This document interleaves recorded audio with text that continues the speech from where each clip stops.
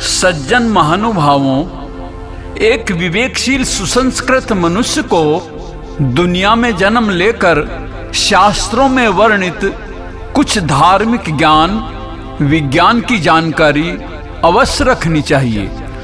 आज हम 84 लाख योनियों से संबंधित ज्ञान की चर्चा इस ज्ञान सत्संग में कर रहे हैं। हिंदू धर्म में पुराणों में वर्णित 84 लाख योनियों के बारे में तो आपने कभी न कभी अवश्य सुना होगा। हम जिस मनुष्य योनि में जी रहे हैं वो भी उन 84 लाख योनियों में से एक है। पर समस्या ये है कि कई लोग ये नहीं समझ पाते कि इन योनियों का क्या अर्थ है। ये देखकर तो और भी दुख होता है कि आज की पढ़ी लिखी नई पीढ़ी इस बात पर व्यंग करती हैं और हंसती हैं कि इतनी सारी योनियां कैसे हो सकती हैं। शायद अपने सीमित ज्ञान के कारण वे इसे ठीक से नहीं समझ पाते। गरुड़ पुराण में योनियों का विस्तार से वर्णन किया गया है, तो आज इसे समझने का हम प्रयास करते हैं। सबसे पहले ये प्रश्न आता है कि क्या एक जीव के लिए यह संभव है कि वो इतनी सारी योनियों में जन्म ले सके? तो उत्तर है हाँ। एक जीव जिसे हम आत्मा भी कहते हैं इन 84 लाख योनियों में भटकती रहती है, अर्थात मृत्यु के पश्चात वो इन्हीं 84 लाख योनियों में से किसी एक में जन्म लेती है। तो ये तो हम सब जानते हैं कि आत्मा अजर एवं अमर होती है। इसी कारण मृत्यु के पश्चात वो दूसरी योनि में जाकर दूसरा शरीर धारण करती है। पर अब प्रश्न यह भी उठता है कि योनि का अर्थ क्या है। अगर आसान भाषा में समझा जाए तो योनि का अर्थ है जाति या नस्ल, जिसे अंग्रेजी में स्पीसीज कहते हैं। अर्थात इस विश्व में जितने भी प्रकार की जातियां हैं उसे ही योनि कहा जाता है। इन जातियों में न केवल मनुष्य और पशु आते हैं, बल्कि पेड़ पौधे, वनस्पतियां, जीवाणु, विषाणु इत्यादि की गणना भी 84 लाख योनियों में की जाती है। आज का विज्ञान बहुत विकसित हो गया है और दुनिया भर के जीव वैज्ञानिक वर्षों की शोधों के बाद इस निष्कर्ष पर पहुंचे हैं कि इस पृथ्वी पर 87 लाख प्रकार के जीव जंतु एवं वनस्पतियां पाई जाती हैं। इन 87 लाख में से 2-3 लाख जातियां मुख्य हैं। अब आप सिर्फ ये अंदाज लगाइए कि हमारे हिंदू धर्म में ज्ञान विज्ञान कितना उन्नत था। हिंदू धर्म में 84 लाख योनियों में जन्म लेते रहने को जन्म मरण का चक्र कहा जाता है। जो भी मनुष्य इस जन्म मरण के चक्र से छूट जाता है उसे आगे किसी योनि में जन्म लेने की आवश्यकता नहीं होती। उसे हम मोक्ष कहते हैं। मोक्ष का वास्तविक अर्थ जीवन मरण के चक्र से निकलकर प्रभु में लीन हो जाना है। यह भी कहा जाता है कि सभी अन्य योनियों में जन्म लेने के पश्चात ही मनुष्य योनि प्राप्त होती है। मनुष्य योनियों से पहले आने वाली योनियों की संख्या 80 लाख है। अर्थात हम जिस मनुष्य योनि में जन्मे हैं वो इतनी निराली और विरली है कि सभी योनियों के कष्टों को भोगने के पश्चात ही ये हमें प्राप्त होती है। और चूंकि मनुष्य योनि वो अंतिम पड़ाव है जहां जीव अपने कई जन्मों के पुण्यों के कारण पहुंचता है, अतः मनुष्य योनि ही मोक्ष प्राप्ति का सर्वोत्तम साधन माना गया है। विशेषकर कलयुग में जो भी मनुष्य पाप कर्म से दूर रहकर पुण्य कर्म करता है उसे मोक्ष प्राप्ति की पूरी संभावना रहती है।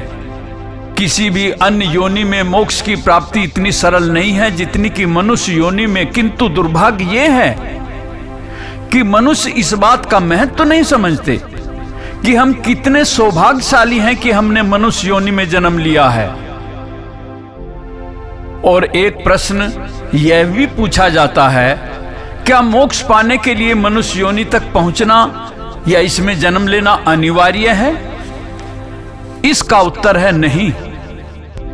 हालांकि मनुष्य योनि को मोक्ष की प्राप्ति के लिए सर्वश्रेष्ठ योनि माना गया है, क्योंकि मोक्ष के लिए जीव में जिस चेतना की आवश्यकता है वह मनुष्य में सबसे अधिक पाई जाती है। फिर भी कई गुरुजनों ने यह बताया है कि ऐसा अनिवार्य भी नहीं है कि मनुष्य को ही मोक्ष की प्राप्ति हो। उदाहरण के तौर पर बताया गया है, महाभारत युद्ध की समाप्ति के बाद पांडवों के महाप्रयाण के समय एक कुत्ते को भी मोक्ष प्राप्त हुआ था। वह धर्मराज का रूप था। गरुड़ पुराण में एक हाथी को भी भगवान विष्णु ने मोक्ष प्रदान किया था। एक गज जिसका सिर गणेश के सिर के स्थान पर लगाया गया था, उसे भी भगवान शिव ने मोक्ष दिया था। कृष्ण ने बाल अवस्था में यमल और अर्जुन नामक 2 पेड़ों को उखाड़कर उन्हें भी मोक्ष प्रदान किया था। वे पिछले जन्म में यक्ष थे, अर्थात जीव चाहे किसी भी योनि में हो, अपने पुण्य कर्मों से मोक्ष प्राप्त कर सकता है। एक प्रश्न यह भी पूछा जाता है कि क्या मनुष्य योनि सबसे अंत में ही प्राप्त होती है? इसका उत्तर है नहीं। हो सकता है कि पिछले जन्म के पुण्य कर्मों के कारण तो आपको इस जन्म में मनुष्य योनि मिल गई हो, लेकिन यह भी हो सकता है कि इस मनुष्य योनि में आपके द्वारा किए गए पाप कर्मों के कारण आपको फिर से अधम या तुच्छ योनि मिल जाए। यह बात भी जानने योग्य है कि मोक्ष की प्राप्ति अत्यंत कठिन है। यहां तक कि सतयुग में जब पाप का भाग शून्य था, तब भी मोक्ष प्राप्ति कठिन थी, और इस कलयुग में पाप का भाग 75% है और पुण्य का भाग 25% है, तो अब तो मोक्ष प्राप्ति और भी कठिन है। हालांकि यह भी कहा जाता है कि सतयुग के समान कलयुग में पाप तभी लगता है जब पाप कर्म किया जाता है। सोचने पर उतना नहीं लगता जितना सतयुग में लगता है। कलयुग में थोड़ा सा पुण्य करने पर ही बहुत अधिक फल मिल जाता है। कई लोग ये भी समझते हैं कि अगर किसी मनुष्य को बहुत पुण्य करने के कारण स्वर्ग की प्राप्ति होती है तो इसका अर्थ उसे मोक्ष मिल गया, जबकि ऐसा नहीं है। स्वर्ग की प्राप्ति मोक्ष की प्राप्ति नहीं है। स्वर्ग की प्राप्ति आपके द्वारा किए गए पुण्यों का परिणाम स्वरूप है, और स्वर्ग में अपने पुण्य का फल भोगने के बाद आपको पुनः किसी अन्य योनि में जन्म लेना होगा, अर्थात आप इससे जन्म या मरण के चक्र से मुक्त नहीं होते। रामायण में तो कलयुग में मोक्ष प्राप्ति का सबसे सरल साधन राम राम कहा गया है, अर्थात राम नाम का जाप व राम जैसा आचरण। पद्म पुराण के 78वें अध्याय के 5वें सर्ग में 84 लाख योनियों का गणना क्रम इस प्रकार दिया गया है। जलचर जीव 9 लाख, वृक्ष 20 लाख, कीड़े 11 लाख, पक्षी 10 लाख, जंगली पशु 30 लाख, मनुष्य 4 लाख। इस प्रकार कुल योनियों का योग 84 लाख होता है।